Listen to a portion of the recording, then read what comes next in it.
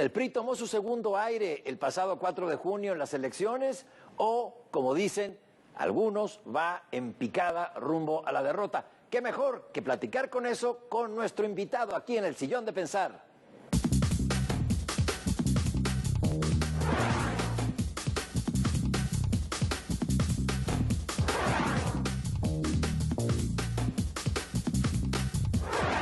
Hay diferentes lecturas de lo ocurrido en las elecciones del pasado día 4. El PRI ganó, perdió, ganó a la mala, en fin. De esto y más vamos a conversar en el Sillón de Pensar con Enrique Ochoa. ¿Qué tal, Enrique, presidente nacional del PRI? Gusto en recibirte. Muchas gracias, Pablo, por darme la oportunidad de estar en tu programa, de saludar a todo tu auditorio a nivel nacional, aquí en ADN 40. ¿Les fue bien o les fue mal? Nos fue bien gracias al voto de las mayorías de los mexicanos en el Estado de México, en Coahuila, y ciertamente también tuvimos victorias en Nayarit y en Veracruz, y sobre todo establecimos la ruta para detener al populismo autoritario en la elección del 2018. Oye, esto de que nos fue bien en el Estado de México tiene sus bemoles. Sí, ganaron la gubernatura, ganaron, pero perdieron 1 millón de votos. ¿Qué pasó? Ciertamente hay lecciones muy importantes en la elección del Estado de México, Pablo. Cuando contrastamos los resultados electorales con hace 6 o hace 12 años, todos advertimos que en México la pluralidad política se está reflejando en que la distancia entre el primero y el segundo lugar en las elecciones para gobernador se ha reducido de manera muy importante. Los resultados en las elecciones del 2015, del 2016 y ahora de nuevo en el 2017, casi todas ellas se han resuelto por un dígito, es decir, entre 1 y 9 puntos porcentuales. Y eso refleja la pluralidad política que tenemos en nuestro país. Oye, en Coahuila cayeron también casi a la mitad en su votación. Bueno, el resultado es mejor que eso, pero ciertamente también hay lecciones que aprendemos en Coahuila. La pluralidad política en Coahuila está refiriéndose también en elecciones mucho más cerradas de lo que teníamos hace 6 o hace 12 años.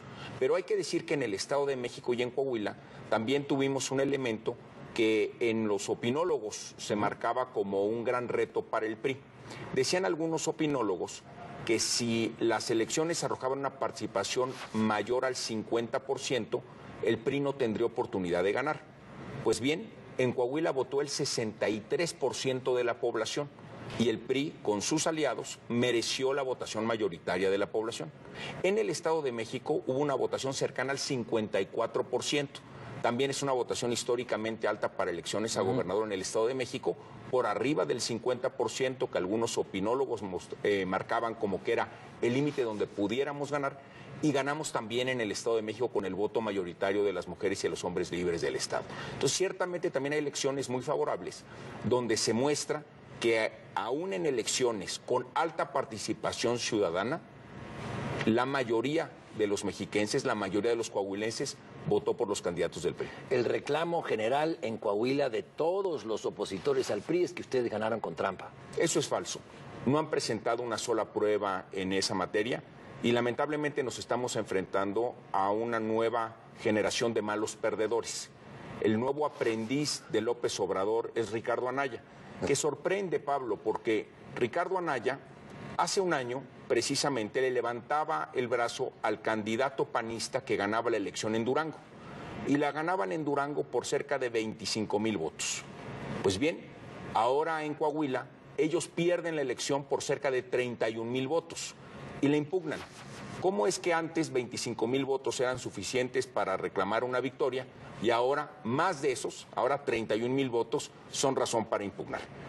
Se tiene que reconocer en las democracias que se gana o se pierde por un voto, con mucha mayor razón por 31,000 votos. Y se tiene que respetar esa elección libre de la ciudadanía y reconocer las victorias y reconocer las derrotas.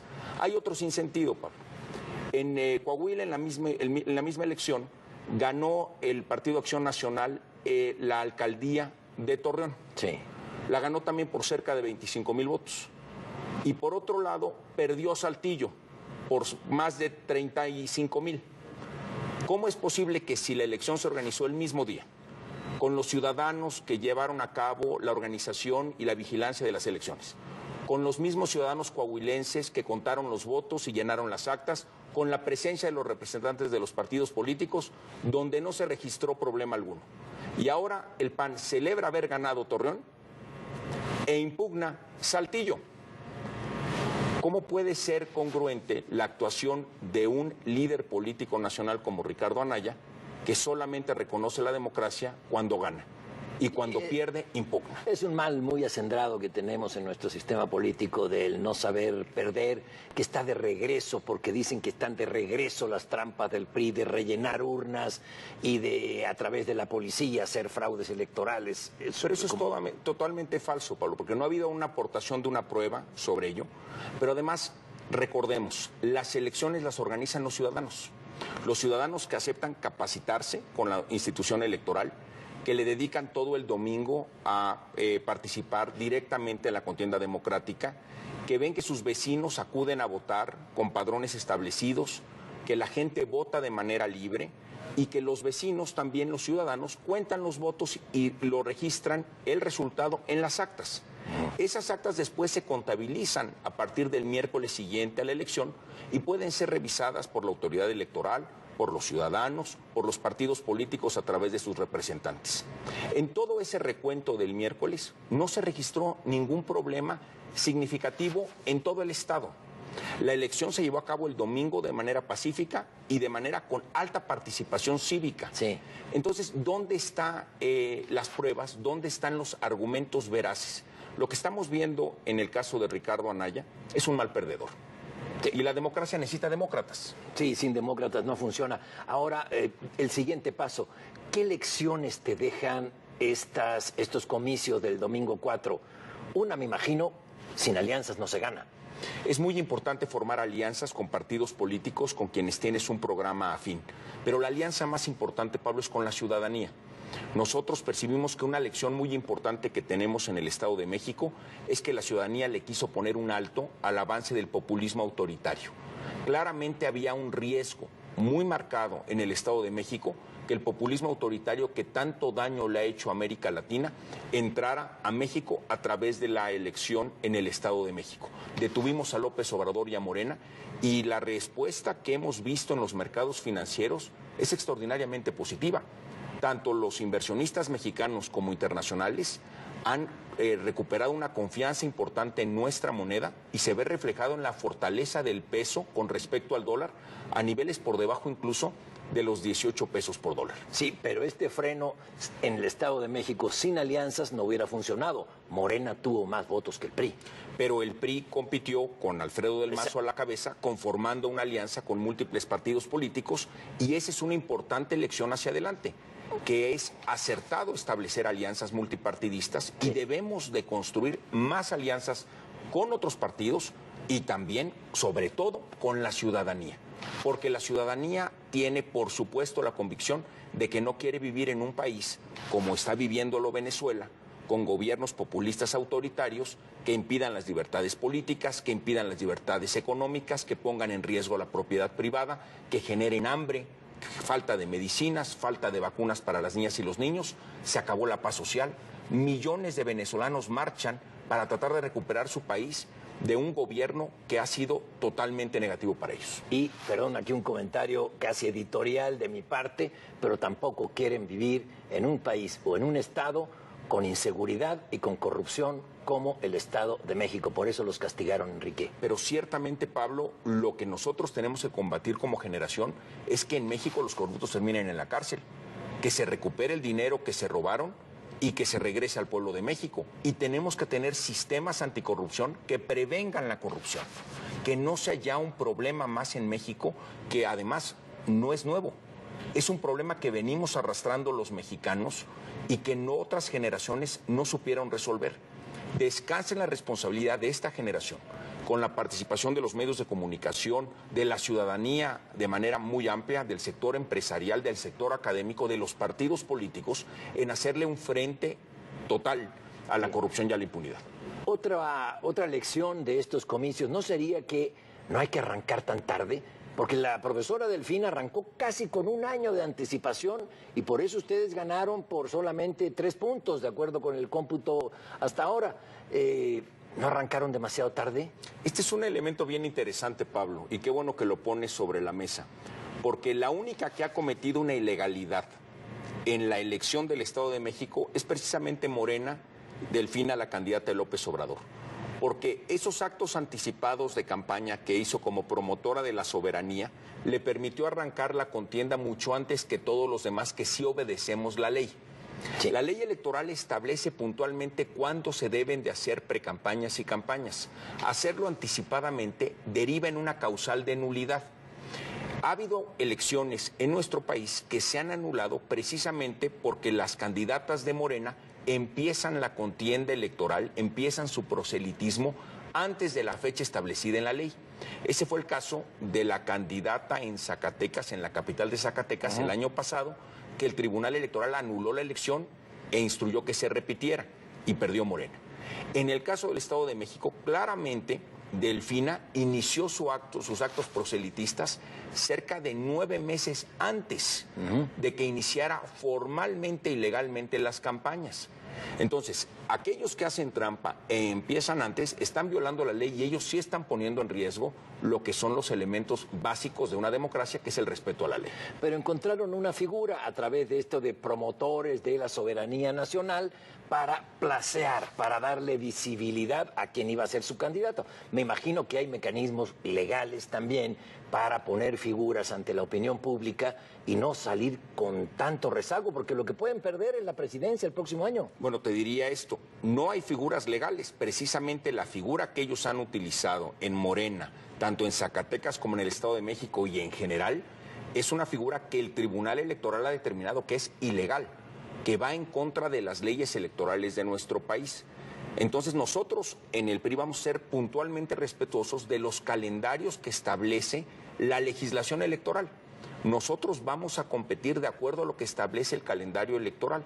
Y en ese sentido competiremos para ganar, porque tenemos que cuidar que México no se convierta en Venezuela. Tenemos que parar el avance de la oscura caverna del populismo autoritario.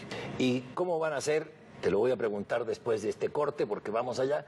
¿Cómo van a hacer para elegir a su candidato presidencial? Tienen una Asamblea Nacional en puerta. Y de esto vamos a hablar con Enrique Ochoa al regreso de esta breve pausa, aquí en el Sillón de Pensar.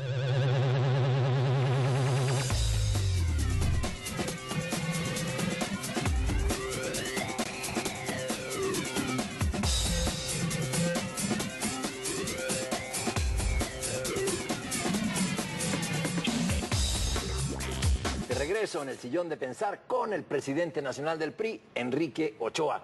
Enrique, viene una Asamblea Nacional del PRI. ¿Se prevén cambios en los estatutos para sacar al candidato presidencial del PRI? Déjame comentarte, Pablo, que ya empezamos los trabajos de la Asamblea Nacional. Llevamos más de 1000 reuniones en todo el país, de sectores, organizaciones y de priistas y simpatizantes del PRI en general, que han iniciado ya los trabajos que vamos a terminar en la segunda semana de agosto. La Asamblea Nacional es el órgano de discusión más grande que tiene un partido político, el más relevante. Y en función de esta Asamblea Nacional vamos a discutir el programa, el proyecto, las ideas que vamos a presentar a todos los mexicanos con miras a la elección del 2018. Primero el proyecto y luego la discusión sobre los nombres de las mujeres y de los hombres que podrán ser nuestras candidatas y candidatos en esa importante elección. Por esa razón estaremos discutiendo las ideas de manera crítica, autocrítica, pero sobre todo propositiva. ¿Cómo vamos a generar mejores empleos en nuestro país? ¿Cómo vamos a generar empleos de calidad y bien pagados en todos los espacios territoriales? Porque hay estados de la República que están creciendo al 4, 6 y hasta 7% anual por los últimos 4 o 5 años.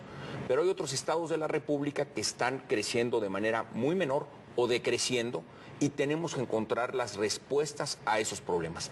Por supuesto que el tema de seguridad es otro que discutiremos ampliamente en nuestra asamblea.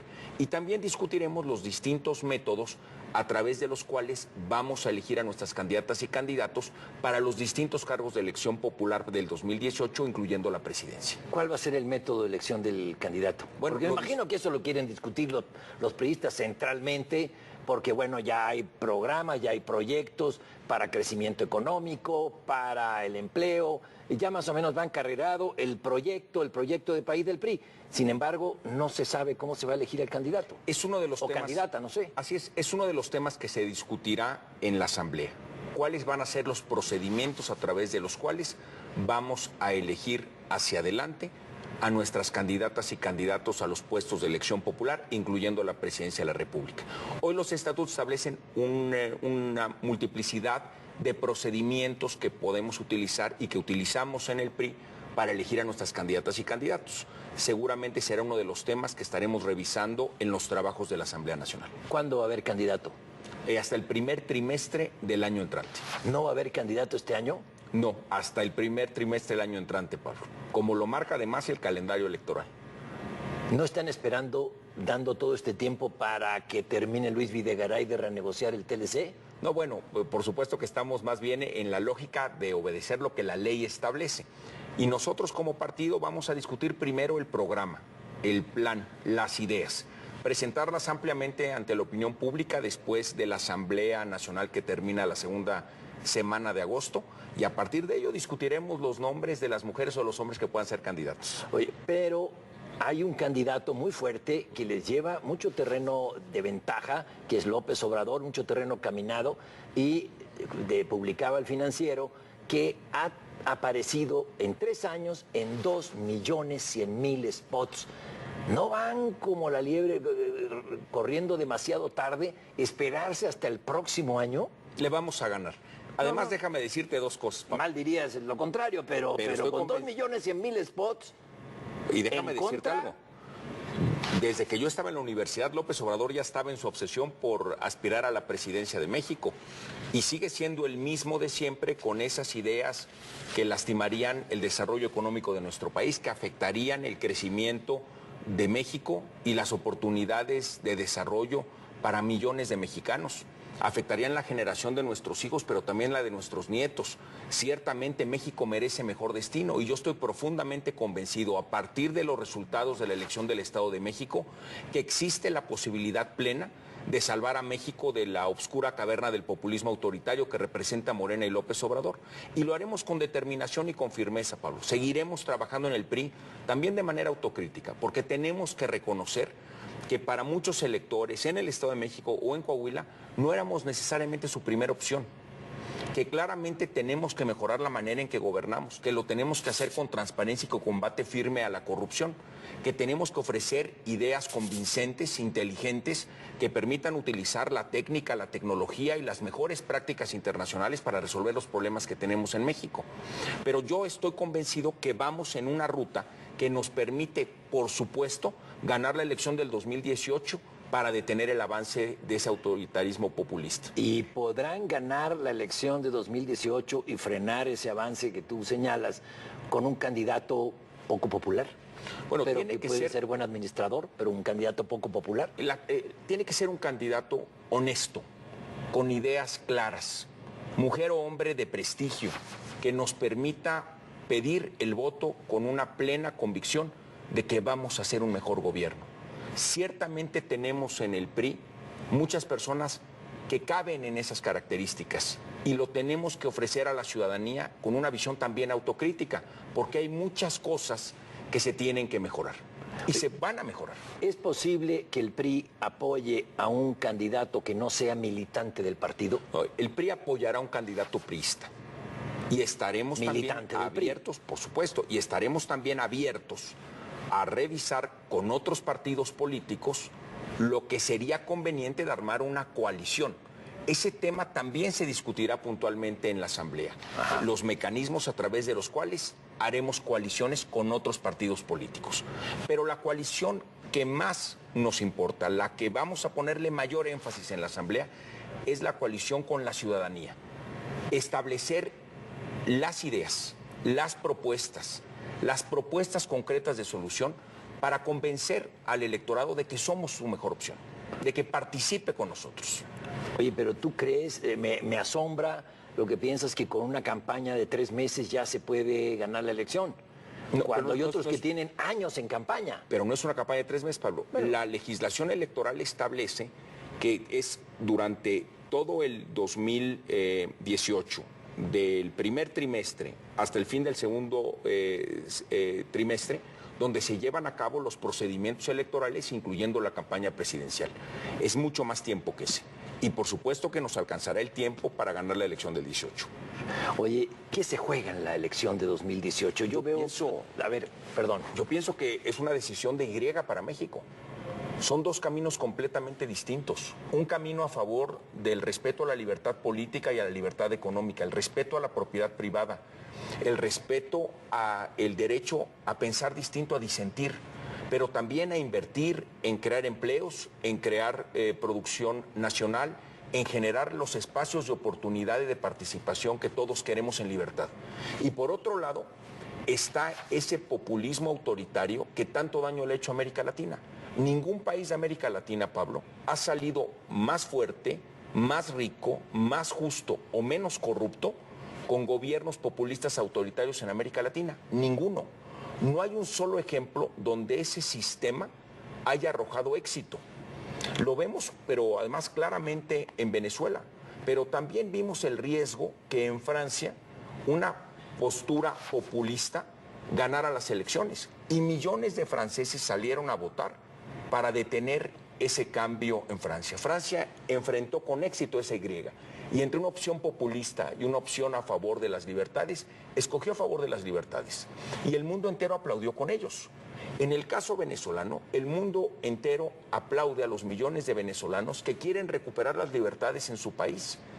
Yo estoy convencido que en México, en el 2018, tenemos que actuar con firmeza y con decisión para que México no vaya hacia la ruta del populismo autoritario. Y el mundo entero estará con nosotros también respaldando esa idea. Sí, en esta Y que tú planteas se ven dos bloques. El bloque que señalas como el populista y el bloque liberal, por llamarlo de alguna manera. Pero no hay matices, no hay grises en esto. Yo creo que puede haber grises, pero ciertamente, como fue la elección del Estado de México, al final del día, el electorado va a escoger entre dos proyectos. Un proyecto que nos llevaría al retroceso y un proyecto que nos llevaría por la ruta de las libertades económicas y políticas, del respeto a la propiedad privada. Yo estoy convencido que ese es el gran reto que tendremos los mexicanos en el 2018. Y hemos demostrado en el Estado de México que podemos y que vamos a derrotar al populismo autoritario. El adversario a vencer, ¿lo ves tú directamente en López Obrador o ves al PAN? No, absolutamente el adversario a vencer de México es el populismo autoritario que representa Morena y López Obrador. Bueno, oye, yo te quería preguntar, ¿cómo ves al Partido de la Revolución Democrática? Hay quienes lo señalan como la bisagra, como el que puede ser el fiel de la balanza para que gane uno u otro bloque. Y están coqueteando con los dos bloques, ¿eh? Yo he visto que ha habido expresiones de su presidenta Alejandra Barrales hacia el PAN y hacia Morena. Ya no sé en qué va esa discusión, porque la última noticia que vi es que López Obrador les decía que con ellos ni a la esquina. Sí. No sé cuál vaya a ser el siguiente paso que dé esa dirigencia y la dirigencia nacional del PRD que siga, porque también viene un cambio de dirigencia en el PRD. Entonces yo creo que es un buen momento de esperar y ver. Por eso te planteaba la posibilidad de una candidatura, que el PRI apoyase una candidatura independiente, liberal, democrática, que le haga frente a lo que tú perfilas como el populismo autoritario. Y ciertamente esa será nuestra candidatura, una candidatura liberal, democrática, de respeto a la propiedad privada y a la generación de empleos con justicia social. Esa va a ser nuestra propuesta, como lo fue en el Estado de México, como lo fue en Coahuila, y ciertamente eso es lo que presentaremos en el 2018 para todos los mexicanos. Oye, ¿por qué fueron tan duros con el PAN en el Estado de México cuando el adversario era Morena? Bueno, déjame decirte que la campaña, creo yo, la más negativa que he visto en mi vida, y he tenido la oportunidad de ver muchas, fue la del PAN en el Estado de México, con comerciales que eran francamente agresivos, y creo que el resultado de esa estrategia está a la vista de todos. Empezaron en enero en primer lugar en muchas encuestas y terminaron en un profundo cuarto lugar. Yo estoy convencido que una lección que nos dejan las elecciones del 2017 es que la ciudadanía está buscando propuestas convincentes, está buscando campañas propositivas. Ese fue precisamente el propósito de nuestros 3 candidatos a gobernador, de Manuel Cota, de Miguel Riquelme y de Alfredo del Mazo, y ciertamente será la ruta que seguiremos hacia adelante. Candidatos y candidatas con propuestas convincentes. Una última pregunta, y volviendo al tema de la selección del candidato presidencial, ¿habrá una elección interna o será, como lo marca la ortodoxia de tu partido, durante décadas? Pues eso lo vamos a determinar precisamente en la Asamblea Nacional, que culmina en la segunda semana de agosto. Y yo te pediría, Pablo, la oportunidad. Por favor, permíteme estar aquí en la sala de tu casa en la tercera semana de agosto y poderle platicar a todo tu auditorio a nivel nacional cuál es la determinación que tuvo la Asamblea Nacional del PRI sobre cómo vamos a elegir candidatas y candidatos para el 2018 a partir de lo que concluyamos en la Asamblea. ¿No se te van a revelar? ¿Hay quienes te quieren mover el piso, Enrique? Bueno, es normal en todos los partidos políticos que exista pluralidad y distintas opiniones, y yo al PRI y le da fortaleza a la democracia.